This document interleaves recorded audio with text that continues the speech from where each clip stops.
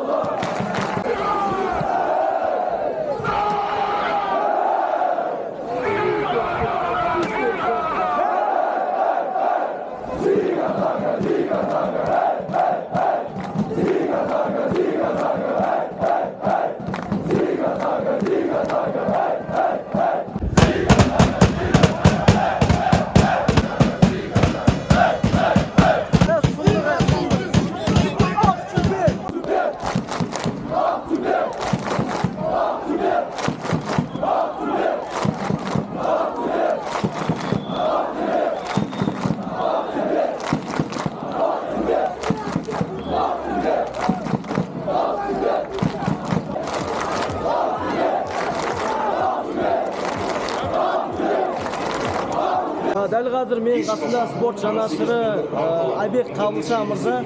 Айбек Қабылша мырза, бүгін матчта кім ұтады, немесе шөт қалай болады сол?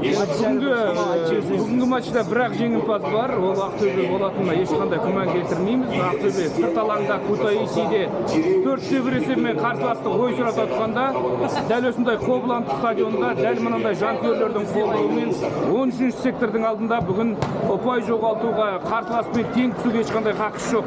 Жеңілу бұлай тұрсын. Сондықтан Ақтөбеден бүгін барлық жанкүйерлер тек қана жеңіс күтеді. Қазақ жанкүйерлері бүгін қазақ командаларының жеңісіне куә болады деп сенеміз. Бұйырса, бүгінгі Базель мен Тобылдың арасындағы ойын жайлы не айтасыз? Және де кешкі түнгі 11-де 12-де Легия ордабасы. Иә, қазір әзірге жаңа мен байқағанымда Тобыл ұтылып жатқан 1-2 есебімен. Қазір не болып жатқанын біле алмадым. Әзірге бірақ 34 4-3 болды. Сол кезде 4-3. Иә, қазір сондықтан әлде Тобылдан үміт түспейміз. Базель мықты команда дегенмен сырт алаңда жеңді ғой қостанайлықтар. Иә, осылай қазақ елінің туын жықпай Тобыл жеңіске жетеді деп тілейміз. Легия ордабасы матчында өте қиын болады. Шымкент команда өз алаңында тең түсіп дегенмен футболда мүмкін емес дүние жоқ. Асхаттың тепкен добы қақпаға шегедей қадалып, бауыржандардың ойыны жүріп кетсе, неге сырт алаңда ұтпасқа Легияны? Сондықтан алға қазақ және бүгін 3-1 қазақ командасының жеңісіне куә болайық. Ал өзіңе осы YouTube жобаңа сәттілік тілеймін. Алаңға Торпедо Кутаисидің ойыншылары шықты. Ойыншылар алаңға шығып жатыр. Еврокубок ойындары екінші ойын Торпедо Кутаиси мен Ақтөбе арасында. Жергілікті ақ қызыл құрамамызға сәттілік тілейміз. Алға Ақтөбе! Араға 7 жыл салып, Ақтөбеде тағы да Еврокубок. Бұйырса, осы ойынның блогын көрсетіп болам. Дәл қазір Ақтөбе футбол клубының составын айтайын жатыр. 13 мың адам толы стадион. Матчқа әлі 15 минуттай бар, стадионға адамдар кіріп үлгермей жатыр. Бүгін аншлаг бұйырса. 13 мың орынға 97 мың өтінім түсіпті. Біздің Ақтөбеге срочно аз уақытта стадион салу керек. Кем дегенде 25 мың өтінім.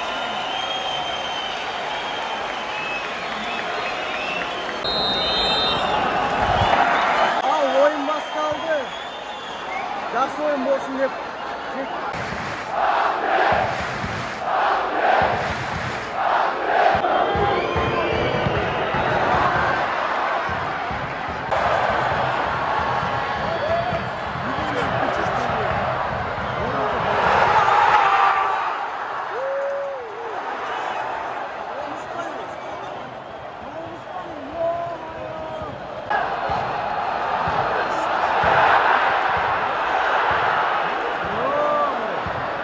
Qanchama ataka o. Qanchama ataka endi. Tag'da Jikter.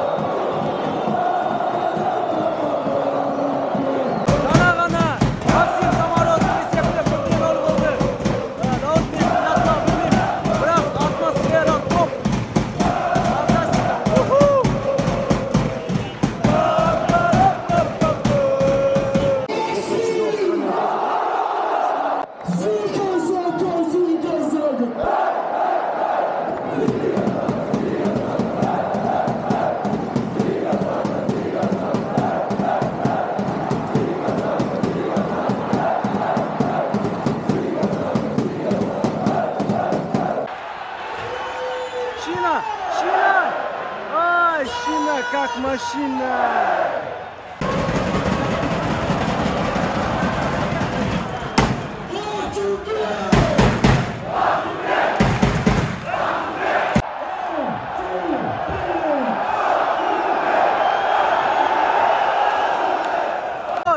Sancarovga berdi.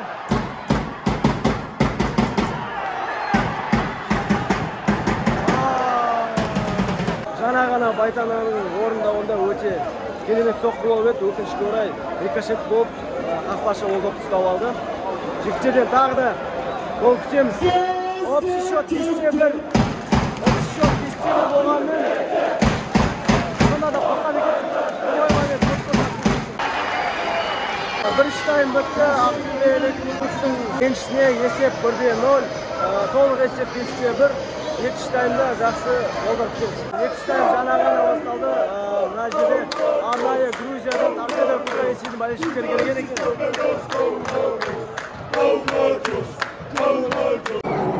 Добро пожаловать, Казахстан. Не, доп Сантанада. Сантана не істейді. Ой, екі қорғаушы.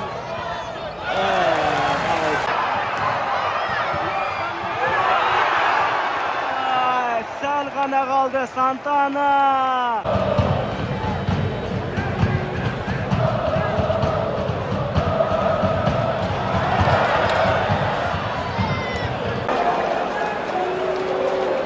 Скоро есепті 1-1 болып кетті грузиндер.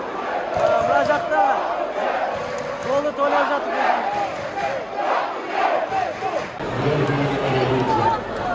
Өкінішке орай тағы сол арабийцы алдыңғы ойында бізге салған жалғыз голдың авторы болған арабийцы. 8 номер өте жылдам дриблингі мықты ойыншы. Мен ойымша біздің Қазақстанға, оның ішінде Ақтөбеге сондай ойыншылар көптеп керек деп ойлаймын. Есеп 1-1, толық есеп 5-2.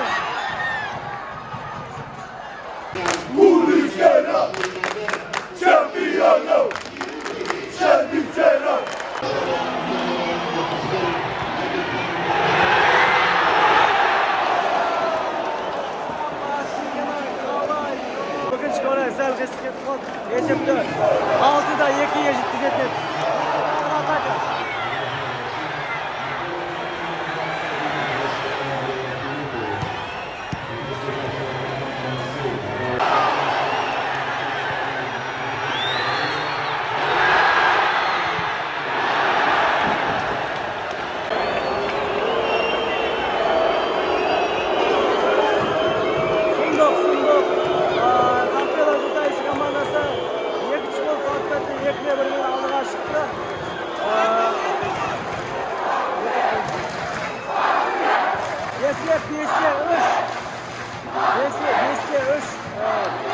Беттерге жиналмасақ қиын болады, темпо салып кету әбден мүмкін. Ойынның бітуіне шамамен 10 минуттай қалды, бірақ осы ойында жеңіліп жатырмыз. Общий счетта жеңіп жатқанымызбен, мен ойымша дәл осындай қолдаумен, дәл осындай жанкүйерлермен ұтылуы мүмкін емес.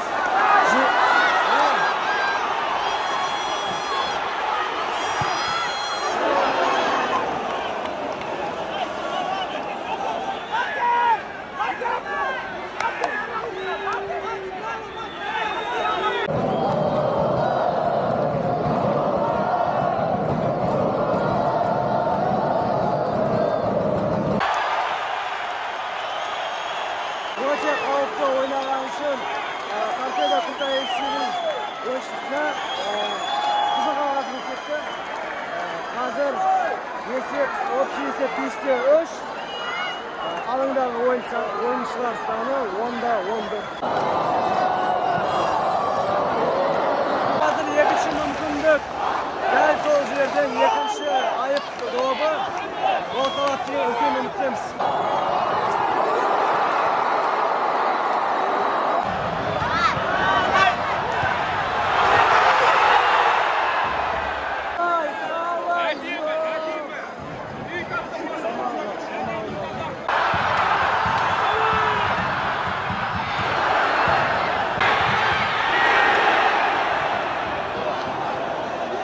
Сендерге не болды?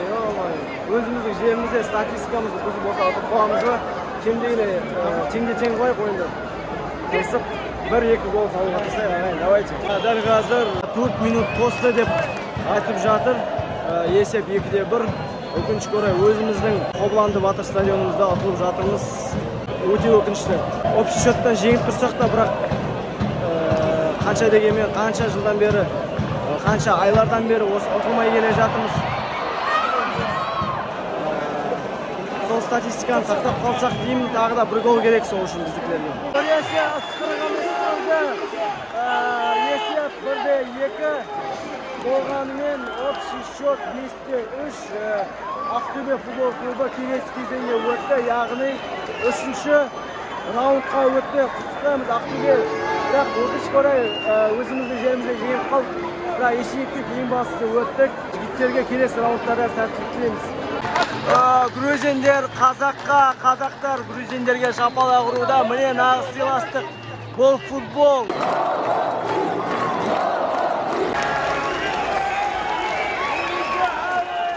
Ақтөбе футбол клубының жанкүйерлері Куленко аут деп ұрандап жатыр. Куленко деген кім десеңіздер, ол генеральный директор.